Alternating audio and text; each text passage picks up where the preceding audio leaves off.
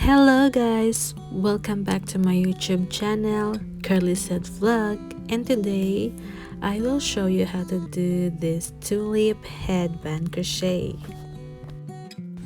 Here are the materials. I use red heart super saver, yellow, green and beige, and 5mm hook. Start with a slip knot and chain 62.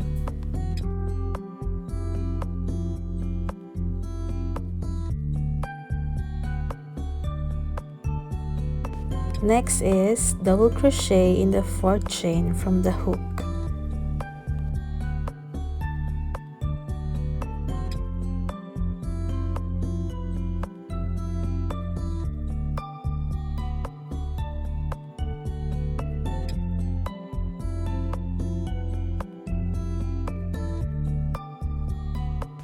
Continue doing double crochet until you reach the end of the row.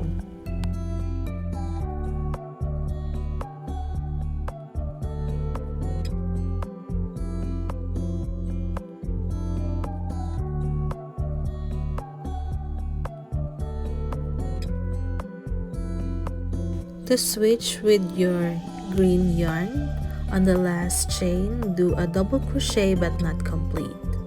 To do this, yarn over, insert your hook on the last chain, yarn over and pull up a loop, yarn over and pull on the 2 loops, and grab your green yarn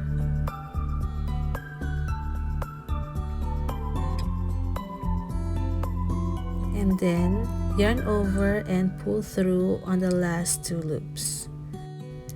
Chain 3 and turn your work.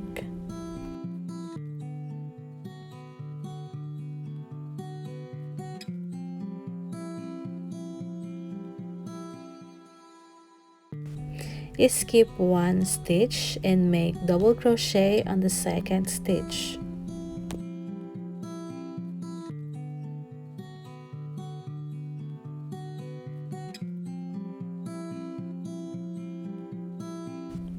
Chain 1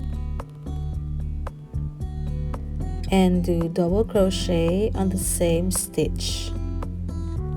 This will create a V shape.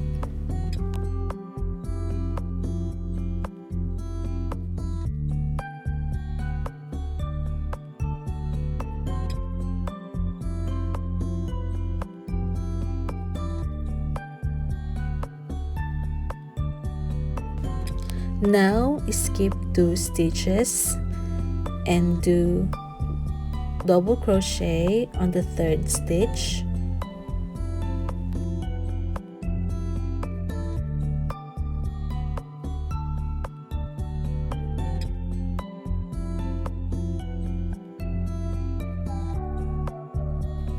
Next, chain 1.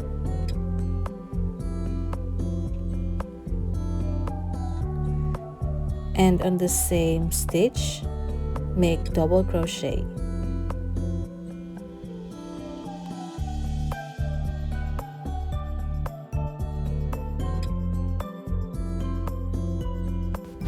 Repeat this pattern until you reach the end of the row. When you reach the last stitch, we need to switch color again, so on the last stitch do a double crochet but not complete, and then grab your yellow yarn or any kind of color you want,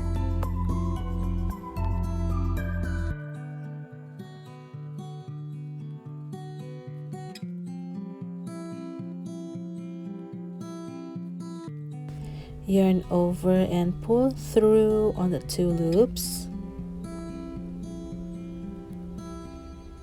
chain 3,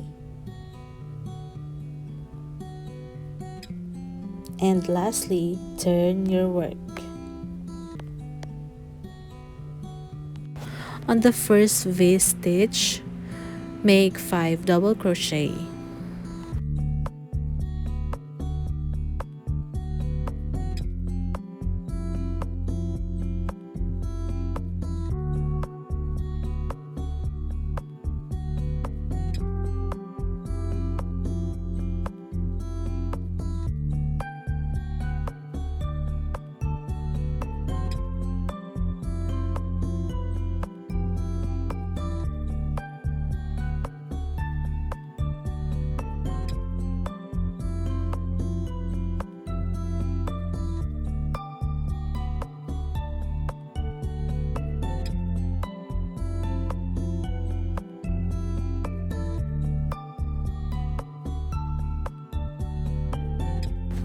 Next is insert your hook on your first double crochet and pull the yarn to create the tulip shape.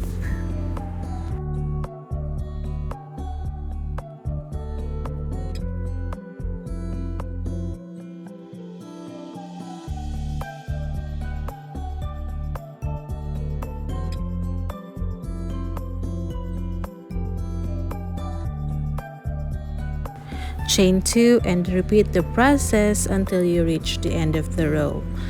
Always insert your hook and make 5 double crochet in each V stitch.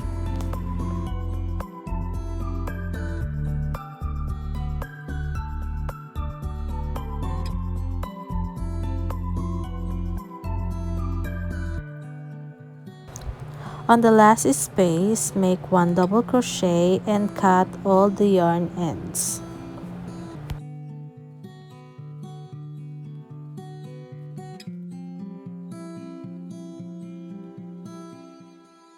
I secure the yarn ends by tying them together.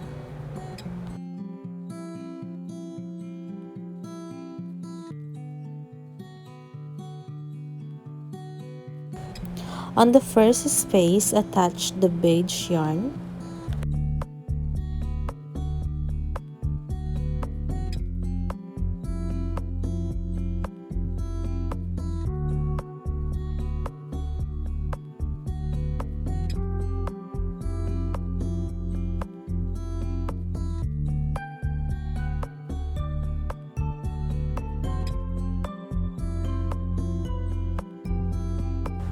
And chain 3 and put 1 double crochet in the first space.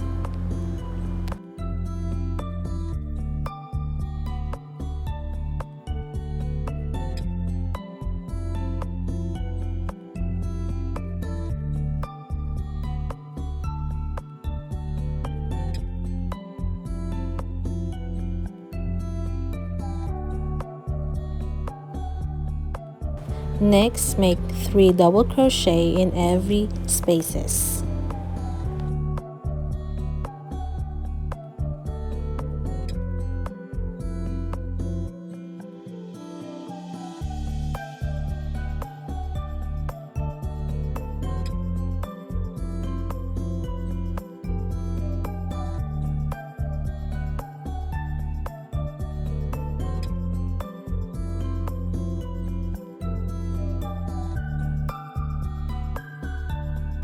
Repeat these steps until you reach the end of the row.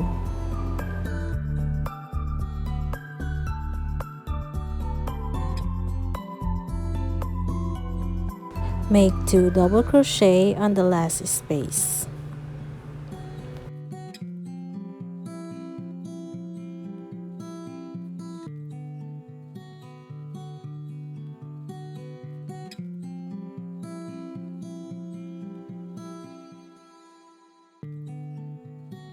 Next step is 10 single crochet.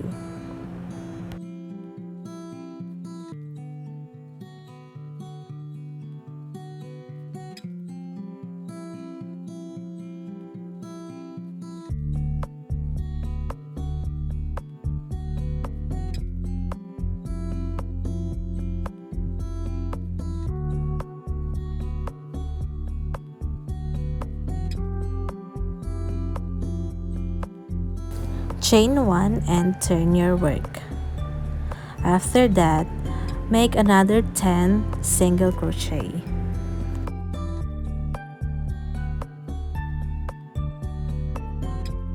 The pattern for the third row is 1 decrease, 6 single crochet, and 1 decrease. Follow these steps to make a decrease. Insert your hook on the second stitch and grab the yarn. Again, insert your hook on the third stitch and grab the yarn and yarn over and pull through on the 3 loops. Now make 6 single crochet, and after that, another decrease.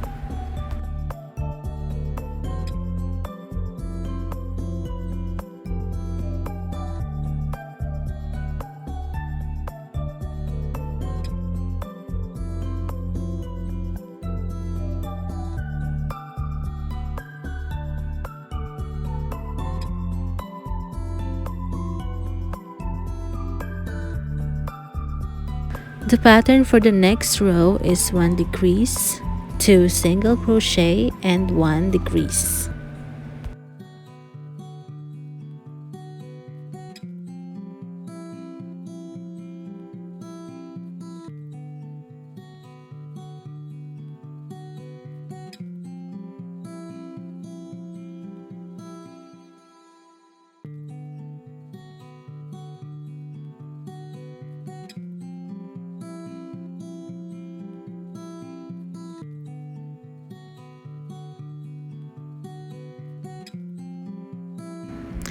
Chain 1 and turn your work. For the next pattern is 4 single crochet.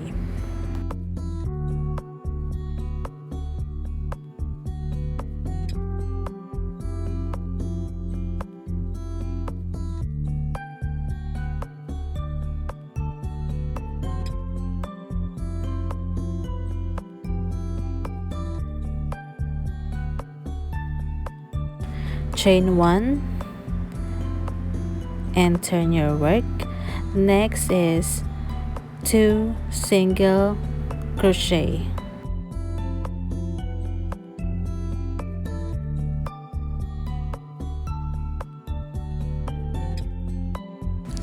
Chain 1 and turn your work and make 1 single crochet.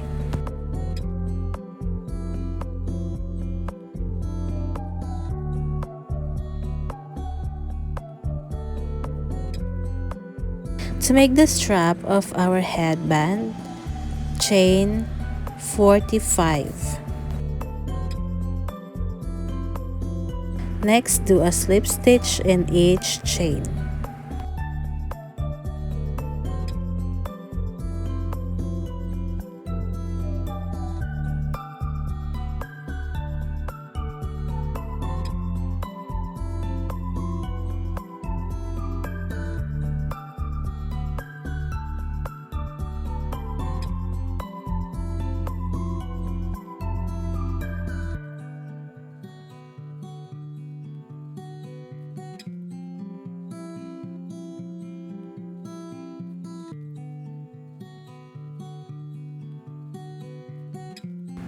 When you reach the end of the row, pull the yarn and cut. You can also use your needle to secure the yarn ends. Continue also doing these steps to make the other strap of the headband.